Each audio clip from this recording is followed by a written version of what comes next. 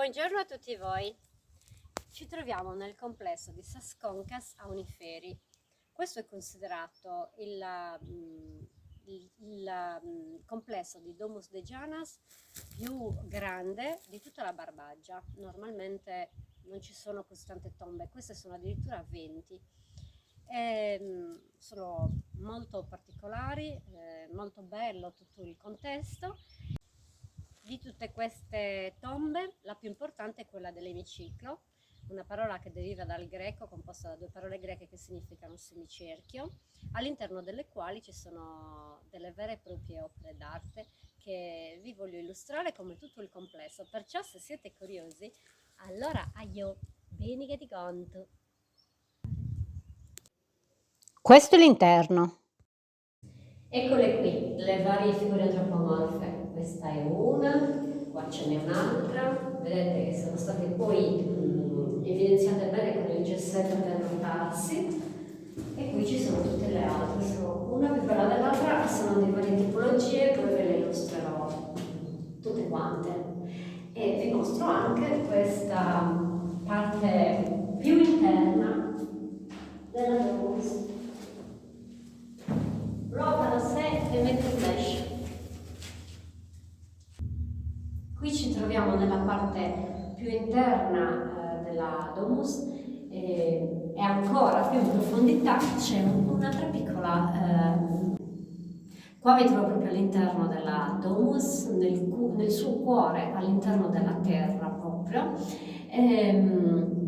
Più avanti c'è un'altra cella, piccolina piccolina, e vi mostro anche quella. Ecco, una è questa, guardate quanto è lunga. Prosegue. Sono riuscita per mostrarvele tutte. Allora, questa è la parte,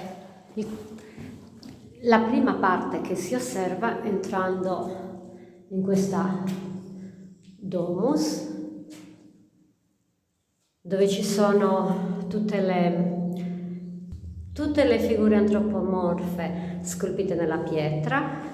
Poi c'è una seconda cella un po' più piccolina, un po' più bassa, che si dirama, guardate un po', sia a destra che a sinistra. Adesso sono entrata in quella di destra, che comunica con questo foro con un'altra che c'è a sinistra.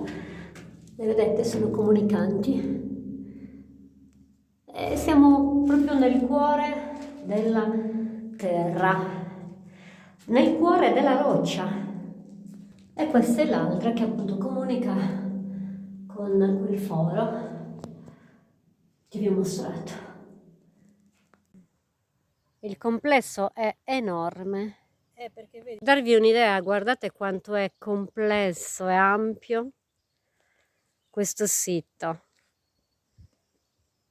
Queste 20 tombe quanto spazio occupano? Guardate un po', questa qui è una scaletta che è stata realizzata 2700 anni avanti Cristo. È un po' anzianotta e percorrendola si raggiunge una delle celle del complesso. Vi saluto, ciao e Zibilisanusu.